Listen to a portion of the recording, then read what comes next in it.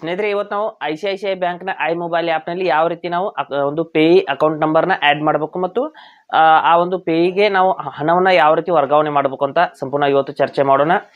ICICI ಬ್ಯಾಂಕ್ನ mobile ಆ್ಯಪ್ನಲ್ಲಿ ನಾವು ಹಣವನ್ನು ವರ್ಗಾವಣೆ ಮಾಡ್ಬೋದು, ಬೇರೆಯವರಿಗೆ ಅಕೌಂಟ್ ನಂಬರ್ ಮೂಲಕ ಹಣವನ್ನು ವರ್ಗಾವಣೆ ಮಾಡಬಹುದು.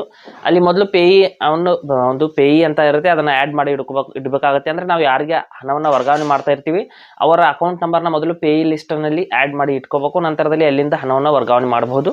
ಯಾವ ರೀತಿ ಪ್ರೊಸೆಸ್ ಇರುತ್ತೆ ಅಂತ ನಾನು ಸಂಪೂರ್ಣ ಇವತ್ತು ಹೇಳ್ತೀನಿ. ಹಾಗೆ ನಮ್ಮ ಚಾನಲ್ಗೆ ಮೊದಲು ಬಂದಿದ್ದರೆ ದಯವಿಟ್ಟು ನಮ್ಮ ಚಾನಲ್ನ ಸಬ್ಸ್ಕ್ರೈಬ್ ಮಾಡಿ ಮತ್ತು ಪಕ್ಕದಲ್ಲಿರುವಂಥ ಬೆಲ್ ಐಕನನ್ನು ಪ್ರೆಸ್ ಮಾಡಿ ನಮ್ಮ ತಂತ್ರಜ್ಞಾನ ಆಧಾರಿತ ಬೃಹತ್ ಕುಟುಂಬದ ಸದಸ್ಯರಾಗಿ.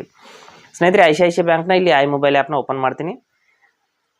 ಓಪನ್ ಮಾಡಿದ ನಂತರದಲ್ಲಿ ಇಲ್ಲಿ ಮೊದಲು ನಾವು ಪೇಯಿನ ಆ್ಯಡ್ ಮಾಡಬೇಕಂದ್ರೆ ಇಲ್ಲಿ ಮೊದಲು ಲಾಗಿನ್ ಮಾಡ್ಕೊಳ್ಳೋಣ. ಲಾಗಿನ್ ಮಾಡಿದ ನಂತರದಲ್ಲಿ ನೋಡಿ, ಲಾಗಿನ್ ಮಾಡಿದ ನಂತರದಲ್ಲಿ ಇಲ್ಲಿ ಸೆಂಡ್ ಮನಿ ಅಂತ ಒಂದು ಆಪ್ಷನ್ ಇದೆ, ಅಲ್ಲಿ ನಾವು ಕ್ಲಿಕ್ ಮಾಡ್ಕೋಬೇಕಾಗುತ್ತೆ. ಸೆಂಡ್ ಮನಿ ಅಂತ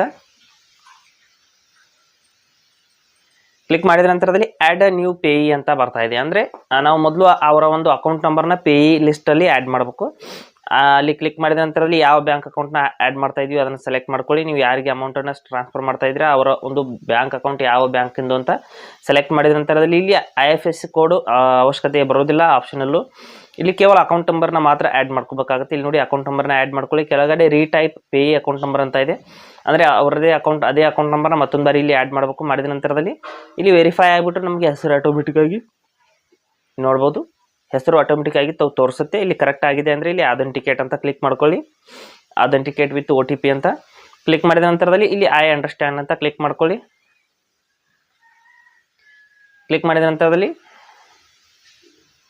ಇಲ್ಲಿ OTP ಬರುತ್ತೆ ಸ್ನೇಹಿತರೆ. OTP ಬಂದ್ಬಿಟ್ಟು ಇಲ್ಲಿ OTP ವೆರಿಫೈ ಆಗುತ್ತೆ ನೋಡಿ. ಈ ರೀತಿ ವೆರಿಫೈ ಆದ ನಂತರದಲ್ಲಿ ಆ್ಯಡ್ ಟು ಪೇಮೆಂಟ್ಸ್ ಅಂತ ಇಲ್ಲಿ ಬ್ಯಾಕ್ ಟು ಪೇಮೆಂಟ್ಸ್ ಅಂತ ಕ್ಲಿಕ್ ಮಾಡ್ಕೊಳ್ಳಿ. ಬ್ಯಾಕ್ ಟು ಪೇಮೆಂಟ್ಸ್ ಅಂತ ಕ್ಲಿಕ್ ಮಾಡಿದ ನಂತರದಲ್ಲಿ ಇಲ್ಲಿ ನಾವು ಸೇವ್ ಮಾಡಿರುವಂಥ ಪೇಯಿ ಹೆಸರು ಇಲ್ಲಿ ಬರುತ್ತೆ. ಇಲ್ಲಿ ಸರ್ಚ್ ಮೇಲೆ ಕ್ಲಿಕ್ ಮಾಡ್ಕೋಬೇಕಾಗುತ್ತೆ. ಸರ್ಚ್ ಮೇಲೆ ಕ್ಲಿಕ್ ಮಾಡಿದ ನಂತರದಲ್ಲಿ ಇಲ್ಲಿ ನೋಡ್ಬೋದು, ನಾವು ಸೇವ್ ಮಾಡಿರುವಂಥ ಪೇಯಿ ಅಕೌಂಟ್ ನಂಬರ್ ಹೆಸರು ಎಲ್ಲ ಬರ್ತಾ ಇದೆ. ನಂತರದಲ್ಲಿ ಅದೇ ಪೇಯಿ ಒಂದು ಏನು ಅಕೌಂಟ್ ನಂಬರ್ ಬರ್ತಾ ಇರುತ್ತೆ ಅದ್ರ ಮೇಲೆ ಕ್ಲಿಕ್ ಮಾಡಬೇಕು. ಹಣವನ್ನು ವರ್ಗಾವಣೆ ಮಾಡ್ಬೇಕಂದ್ರೆ ಕ್ಲಿಕ್ ಮಾಡಿಬಿಟ್ಟು ಇಲ್ಲಿ ಅಮೌಂಟನ್ನು ಹಾಕಬೇಕಾಗುತ್ತೆ. ಎಷ್ಟು ಹಣವನ್ನು ವರ್ಗಾವಣೆ ಮಾಡ್ತಾ ಇದ್ರೆ ಹಾಕ್ಬಿಟ್ಟು ಕನ್ಫರ್ಮ್ ಅಂತ ಕ್ಲಿಕ್ ಮಾಡ್ಕೊಳ್ಳಿ.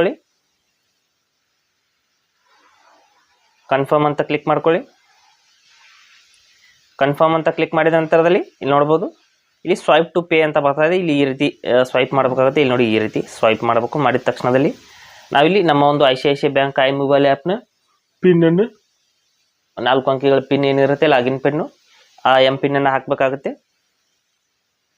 ಇಲ್ಲಿ ನೋಡಿ, ಲಾಗಿನ್ ಪಿನ್ನನ್ನು ಹಾಕಿದ ತಕ್ಷಣದಲ್ಲಿ ನಮ್ಮ ಹಣ ಅನ್ನೋದು ಸಕ್ಸಸ್ಫುಲ್ ಆಗಿ ವರ್ಗಾವಣೆ ಆಗುತ್ತೆ.